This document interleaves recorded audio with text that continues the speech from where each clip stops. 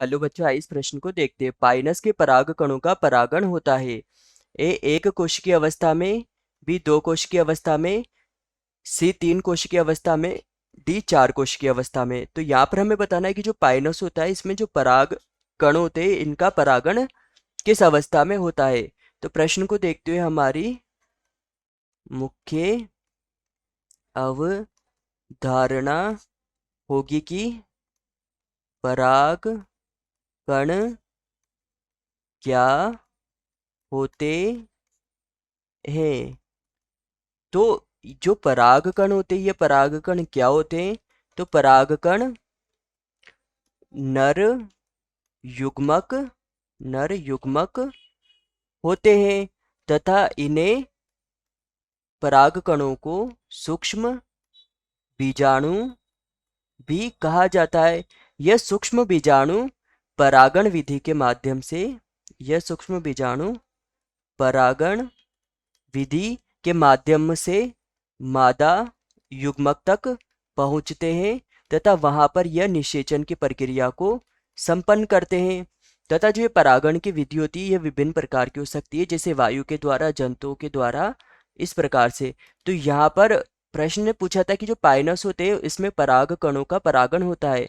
तो जो पाइनस होता है इस पाइनस में जब परागण होता है इसके पराग कणों का, तो इसके परागण के समय जो इनके पराग कण होते हैं इन पराग कणों में दो प्रोथेलियम प्रोथेलियम कोशिकाएं होती है तथा इसमें एक एक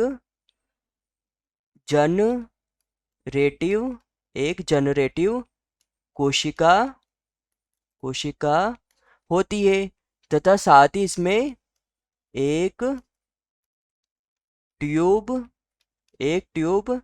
कोशिका एक ट्यूब कोशिका पाई जाती है। इस प्रकार से जो पाइनस होता है, पाइनस में जब परागण होता है तो इसके जो पराग कण होते हैं इन पराग कणों में चार कोशिकाएं पाई जाती है। इस कारण से इसे चार कोशिकीय अवस्था भी कहा जाता है। तो यहाँ पर जो परागण होता है यह परागण की जो प्रक्रिया है यह चार कोशिकीय अवस्था में संपन्न होती है। तो यहाँ पर प्रश्न ने हमसे पूछा था कि पाइनस के पराग कणों का परागण होता है। तो ए एक कोशिकीय अवस्था में तो यह गलत हो जाएगा, बी दो कोशिकीय अवस्था में तो यह भी गलत है, सी तीन कोशिकीय अवस्था में तो यह भी गलत हो जाएगा, डी ए चार कोशिकीय अवस्था में। तो जो इनकी चार कोशिकीय अवस्था होती है इसे में ही परागण की जो प्रक्रिया होती है यह पाइनस में संपन्न होती है। तो हमारा उत्तर होगा उत्तर डी। यहाँ हमारा प्रमुख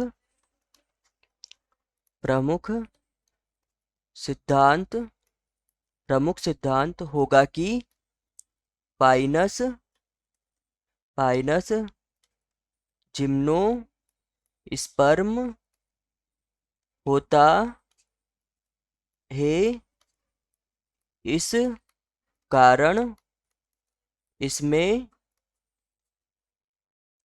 अंडाशय की अनुपस्थिति के कारण बीज अनावृत होते हैं। तो आशा है कि आप इसे अच्छी तरह समझ गए होंगे। धन्यवाद।